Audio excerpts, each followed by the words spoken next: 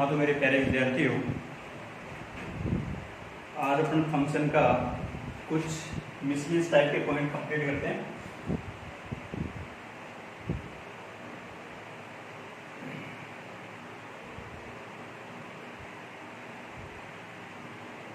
ठीक है, और इसके बाद भी ये फंक्शन चैप्टर आपका कंप्लीट है। तो सबसे पहले हम पॉइंट करते हैं, जैसे मैं बोलूँ कि आइडेंटिकल फंक्शन,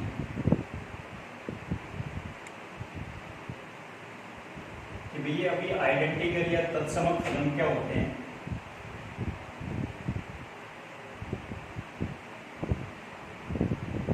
ठीक है, तो मेरे प्यारे विद्यार्थियों, आपको ध्यान ये रखना है कि आइडेंटिकल फंक्शन मतलब आपके पास में आइडेंटिटी होनी चाहिए। आइडेंटिटी कैसे?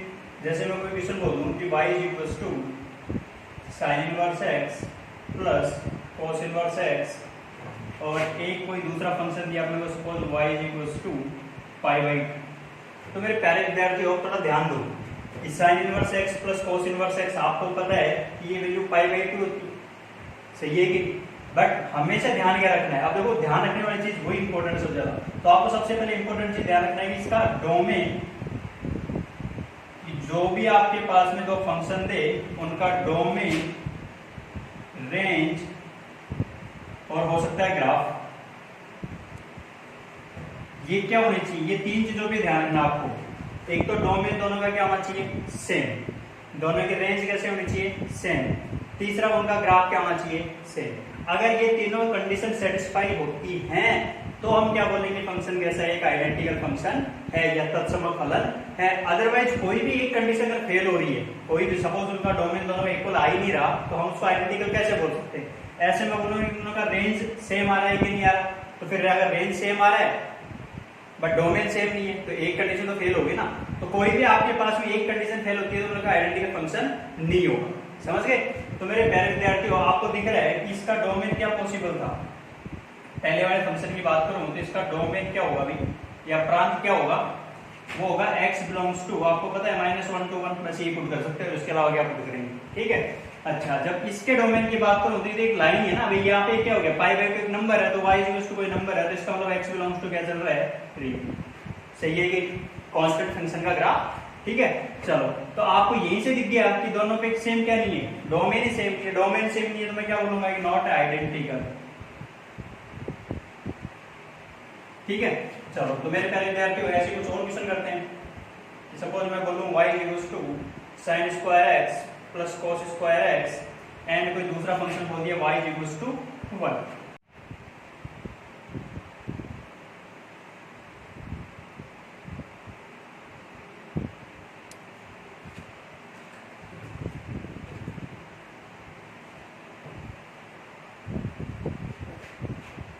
हाँ, तो मेरे प्यारे विद्यार्थियों, जैसे मैंने बोला कि sin square x plus cos square x y equals to 1, दोनों का डोमेन सेम चल रहा है, x belongs to real number, इसका भी सेम क्या चल रहा है, x belongs to real number. ठीक है, और रेंज की बात करेंगे तो रेंज भी इसकी भी 1 और इसकी भी 1 है, क्योंकि sin square plus cos square equals to क्या हो गया, अगेन 1, तो y इक्वल्स टू 1 इसकी रेंज आने वाली है। जब मुझे ये पता चल गया कि रेंज और डोमेन दोनों के क्या चल रहा है, सेम चल रहे, तो इसका फंक्शन कैसा चल रहा है? आइडेंटिकल। ठीक है, चलो, और कुछ क्वेश्चन करते हैं।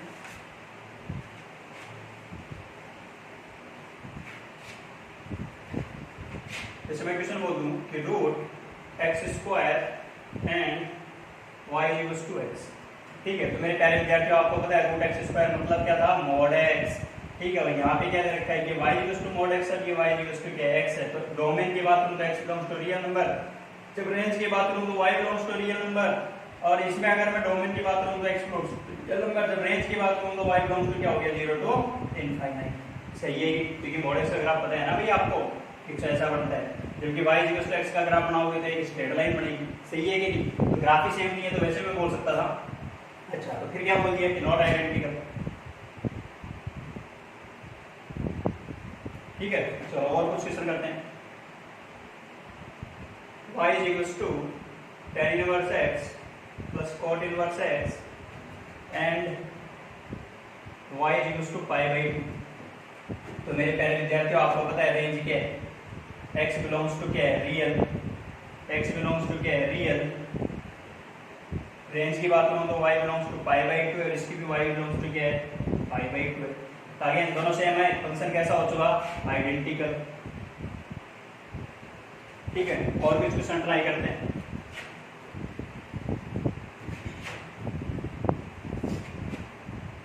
क्वेश्चन है 5 log base 5 x and y is equals to log e base e to the power x। ठीक है, ये बोल दिया अभी। ठीक है, अगेन वापस चेक करोगे इस वाली चीज, मतलब ये हट गया तो y इक्वल्स टू x ही हो गया, ये हट गया तो y इक्वल्स टू x ही हो गया। सही है कि? अच्छा, अब ध्यान दो, बट ये डिफाइंड तो होना चाहिए ना, पहली चीज तो log है तो log तो डिफाइंड होना चाहिए। यहाँ अगर मैं बात करूँ तो आपको दिख रहा है कि भाई आपके e की पावर x दे रखा है, तो ये तो हमेशा वैल्यू क्या निकलने वाली है पॉजिटिव वैल्यू आएगी। कब? जब x बिलोंग्स टू क्या चल रहा है रियल। इस वाले की बात करूंगा तो आपको पता है x ग्रेटर देन 0, इसका मतलब x ग्रेटर देन 0 है, यहाँ क्या दे रखा है x बिलोंग्स टू रियल। पहली कंडीशन ही फेल है, डोमेन ही सेम नहीं है। डोमेन सेम नहीं है तो मतलब क्या बोल दूंगा नॉट आइडेंटिकल। सही है कि नहीं? अच्छा, तो मेरे प्यारे विद्यार्थियों, तीन कंडीशनों पे अपने को पूरा गौर करके रखना है। आराम से क्या कर सकते हो आप आइडेंटिकल फंक्शन चेक कर सकते हो। चलो और करते हैं कुछ क्वेश्चन। क्वेश्चन मैंने बोल दिया कि y is equals to root x का होल स्क्वायर और y is equals to x। चलो स्टूडेंट्स बोलो फटाफट, x belongs to real, x greater than 0, not identical. आगे कुछ चेक ही नहीं करूंगा, रेंज जब पहली कंडीशन ही फेल हो रही है तो। चलो अगला करते हैं, root x minus 1 upon root x minus 2 and मैं बोल दूं root x minus 1 upon x minus 2। जैसे कि मैंने पहले बोला था स्टूडेंट्स, जब अपने स्टार्टिंग के लेक्चर किए थे, जब डोमेन निकालने चीज सीखे थी, तो ये चीज मैंने बताई थी कि root x minus 1 into root x minus 2, ऐसा क्वेश्चन किया था मैंने वहां पे। ठीक है, जबकि यहाँ क्या चल रहा है देखो, root x minus 1 upon root x minus 2, मतलब ये वाली चीज भी डिफाइंड होनी चाहिए, ये वाली चीज भी डिफाइंड होनी चाहिए, मतलब f अपॉन g वाला दोनों का डोमेन निकाल सकता है आराम से। ठीक है, इस वाले की बात करूंगा तो एनीथिंग रूट के अंदर anything always greater than equals to 0, तो आपको ये तो समझ में आई है ना कि इसका डोमेन तो दोनों का सेम आने वाला नहीं है। ठीक है, तो आगे आप ट्राई करना इस चीज को कि डोमेन कैसे निकालते हैं, वो अपने को पता है कि इस वाले को ऊपर वाले का निकालूंगा तो क्या हो गया x माइनस 1 ग्रेटर देन 0, नीचे वाले का निकालूंगा तो x माइनस 2 ग्रेटर देन 0। सही है कि? तो मतलब आपको दिख रहा है कि 1 से बड़ा 2 से बड़ा दोनों का इंटरसेक्शन लिया, मतलब क्या बोल दिया x ग्रेटर देन 2, मतलब 2 से बड़ा होना चाहिए। तो डोमेन क्या बन गया इसका? डोमेन ये बन गया कि x belongs to open to infinite, पहले वाले का। जब इस वाले की बात करूंगा तो ये तो आपको दिख रहा है कि x minus 1 upon x minus 2 always greater than 0 या greater than equals to 0।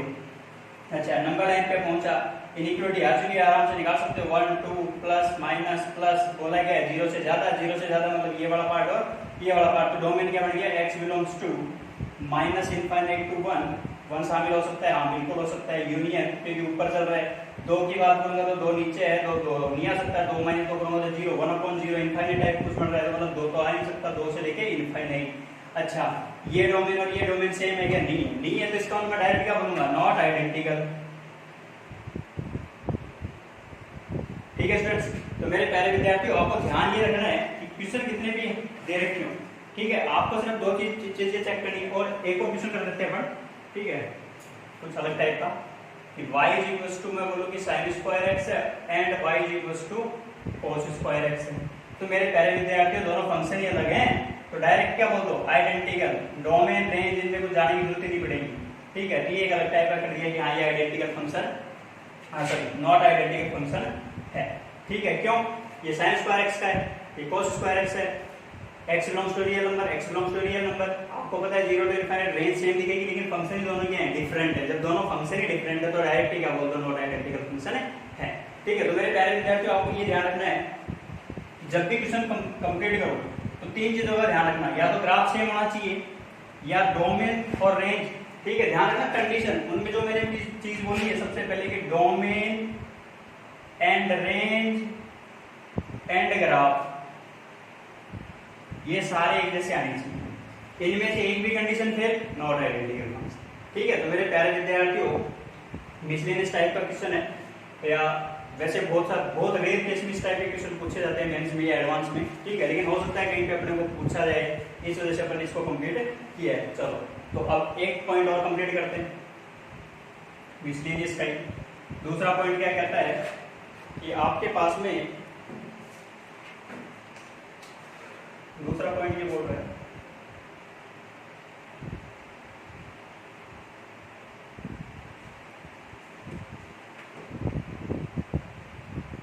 Homogeneous expression. मेरे प्यारे विद्यार्थियों, डिफरेंशियल इक्वेशन में सबसे ज्यादा इंपॉर्टेंट है होमोजेनियस एक्सप्रेशन वाला, ठीक है। तो वहां पे अपन होमोजेनियस डिफरेंशियल इक्वेशन पढ़ेंगे भी। तो उससे पहले कुछ समझना है तो अपने को समझ लेते हैं कि कैसे क्या करते हैं। कि कोई भी फंक्शन दे रखा हो आपको, function of x y, suppose x square plus 3y square या मैं बोल दूं 2y स्क्वायर, कुछ भी लो, प्लस 7 या 8 एक्स वाई, ऐसा कोई एक्सप्रेशन दे दिया, मतलब एक्स और वाई के बीच में एक कोई कंबाइन कर दी इक्वेशन दे रखी है अपने को, ठीक है। अच्छा, दोनों वेरिएबल ध्यान रखना, एक्स भी वेरिएबल और वाई भी वेरिएबल है, या इसको मैं बोल दूंगी ये z इक्वल्स टू कोई फंक्शन ऑफ एक्स वाई में एक्सप्रेशन। मेरे प्यारे विद्यार्थियों ध्यान रखना, ये डिफरेंशियल इक्वेशन में अपन दोबारा करेंगे होमोजेनियस डिफरेंशियल इक्वेशन, ठीक है। तब और समझ लेना आप। इससे पहले अपने यहाँ पे सिर्फ कंप्लीशन के लिए फंक्शन में भी ऐसी चीजें होती है, ठीक है। दोनों चीजों को कंप्लीट कर रहे हैं। सबसे पहला काम क्या करोगे, x की जगह क्या रखा tx, y की जगह क्या रख दिया ty, इधर भी पुट करो। जैसे पुट करूंगा तो t square x square plus 2 t square y square plus 8 t square tt और xy, जब बाहर निकालूंगा तो t स्क्वायर बाहर आ गया, अंदर आ गया x square plus 2y square plus 8 xy। तो मेरे प्यारे विद्यार्थियों, t स्क्वायर जो फंक्शन दे रखा था वही आ गया फंक्शन ऑफ xy। अब मेरे प्यारे विद्यार्थियों आपको ध्यान ये रखना है, ठीक है, जब भी आपको कोई function of tx ty is equals to t की power n into function of xy आई, तो ये जो n दे रखा है इसी को बोलते हैं अपन डिग्री, ठीक है। और फंक्शन जब ऐसा कुछ बन के आ रहा है, फंक्शन वापस आ रहा है, तो n डिग्री का क्या हो चुका है आपके पास में होमोजेनियस एक्सप्रेशन या समघात व्यंजक, ठीक है। होमोजेनियस बोलो या हिंदी मीडियम वालों के लिए मैं बात करूं तो समघात व्यंजक है, ठीक है। तो मेरे प्यारे विद्यार्थियों, ये कुछ चीज आपको ध्यान रखनी है, ये बड़ी चीज कि जब भी आप x को रिप्लेस करो tx से, y को रिप्लेस करो ty से, तो t की पावर जो भी आई हो, अब t की पावर 0 भी हो सकती है, 1 भी हो सकती है, -1 भी हो सकती है, जो भी है, ठीक है, वो बाहर निकालोगे तो n डिग्री का क्या बनना चाहिए आपके पास में होमोजेनियस एक्सप्रेशन बनना चाहिए, ठीक है। एक और क्वेश्चन ट्राई करते हैं। जैसे मैं क्वेश्चन बोल देता हूँ कि function of xy is equals to sin x plus 1, ठीक है। तो मेरे प्यारे विद्यार्थी, ये होमोजेनियस एक्सप्रेशन नहीं है। क्यों नहीं है? क्योंकि sin से बाहर ना निकाल पाओगे t को, क्योंकि tx रखोगे ty रखोगे, t को कॉमन लोगे, फिर sin से बाहर थोड़ा निकल गया, तो इसका मतलब होमोजेनियस एक्सप्रेशन ही नहीं है, सही है कि नहीं। फिर मैं ऐसे और बोलता हूँ क्वेश्चन कि ln x into y, या इसी को ऐसे बोल देते हैं कि ln x plus ln y, ठीक है। अगेन आप t को बाहर नहीं निकाल पाओगे, जब बाहर नहीं निकाल पा रहे तो होमोजेनियस एक्सप्रेशन नहीं है। फिर मैं और क्वेश्चन लेता हूँ कि ln x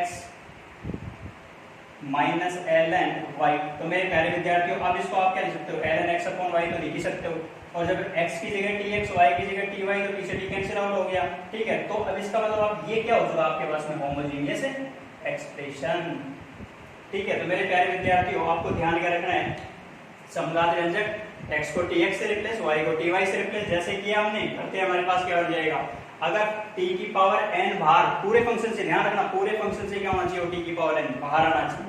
अगर आ रहा है, जैसे इस टाइप का कंडीशन बन रही है तो इसका होमोजेनियस एक्सप्रेशन होगा। और क्वेश्चन कर लेता हूं मैं एक और, थोड़ा समझ बढ़ाने के लिए कि भाई हाँ ऐसे भी एक्सप्रेशन हो सकते हैं क्या, कि function of x y is equals to x plus y upon x minus y. तो मेरे प्यारे विद्यार्थियों दिख रहा है, एक्स और tx से रिप्लेस करोगे, t कैंसिल आउट होगा, तो n इक्वल्स टू 0 आ जाएगा। तो 0 डिग्री का क्या बन चुका आपके पास में होमोजेनियस एक्सप्रेशन है, ठीक है। तो मेरे प्यारे विद्यार्थियों, आपको ध्यान यही रखना है, ठीक। चलो इसी बेस पे मैं बोलता हूँ कि आपको अब ग्राफ और सीखते हैं कुछ, ठीक है। तो थर्ड पॉइंट है ग्राफ ऑफ, या चलो तीसरा पॉइंट ही बोलते हैं, ग्राफ ऑफ रेसिप्रोकल, ठीक है। तो मेरे प्यारे विद्यार्थियों, जैसे एक लेक्चर में शायद मैंने क्वेश्चन कंप्लीट कर भी दी इस टाइप के, ठीक है, लेकिन आपको सिर्फ रिवाइज करने के लिए, कंप्लीट करने के लिए कि हाँ भाई ये चीज भी होती है, कि सपोज आपके पास में fx का ग्राफ दे रखा हो, y इक्वल्स टू fx का, ठीक है, और आपको ग्राफ निकालना हो y equals to 1 upon fx का। तो मेरे प्यारे विद्यार्थी ध्यान देना, fx का ग्राफ दे रखा हो और अपने को बताना क्या हो 1/fx का ग्राफ, ठीक है। या 1/fx का ग्राफ दे रखा हो और पूछा किसका हो y इक्वल्स टू fx का ग्राफ, करोगे कैसे देखो कि सपोज आपके पास में y equals to x - 2 x - 6, ये कोई क्वाड्रेटिक इक्वेशन का फैक्टर में फॉर्म में अपने को कोई इक्वेशन दे दिए, पूछा क्या कि y इक्वल्स टू 1/x - 2 और x - 6 का ग्राफ निकाल के दिखाओ, ठीक है। करेंगे कैसे, ठीक है, ध्यान दो करेंगे कैसे, कैसे करूंगा भाई, मुझे इसका ग्राफ तो आता है ना कि, तो बनाओ पहले इसका ग्राफ। क्या दिख रहा है आपको 2 पर 6 पर, और 2 और 6 को ऐड करूंगा तो कितना हो गया अभी 6 और 2 8, कितने से डिवाइड करना है 2 से 4, तो यहाँ कहीं 4 होगा, 4 यहाँ रखूंगा तो कितना हो गया, y की वैल्यू भी निकाल दो, 4 - 2 और 4 - 6 वैल्यू कितनी हो चुकी, ये 2 हो गई और ये कितनी होगी -2, वैल्यू आ गई -4, तो -4 आ रहा है अभी आपके पास में, तो y की वैल्यू जब x इक्वल्स टू 4 था तो y की वैल्यू कितनी आई आपके पास में -4, ठीक है। तो मेरे प्यारे विद्यार्थियों a ग्रेटर देन 0 है ये आपके पास में, तो ग्राफ कुछ ऐसा बन के आएगा, ठीक है। यहाँ अपने पास वर्टेक्स हो उसका, ठीक है। तो मेरे प्यारे विद्यार्थी जब y इंटरसेप्ट की बात करूँ तो x इक्वल्स टू 0 रखूंगा तो ये पॉइंट कितना हो गया 0,2, ठीक है। तो मेरे प्यारे विद्यार्थियों अब इसी से अपने को ग्राफ किसका बनाना है, इसके रेसिप्रोकल का ग्राफ बनाना है। अब रेसिप्रोकल का ग्राफ कैसे बनाओगे मेरे प्यारे विद्यार्थियों, थोड़ा ध्यान दें, ठीक है। चलो मैं वो इधर बनाता हूँ, चलो ये बना लेते हैं, देखते हैं।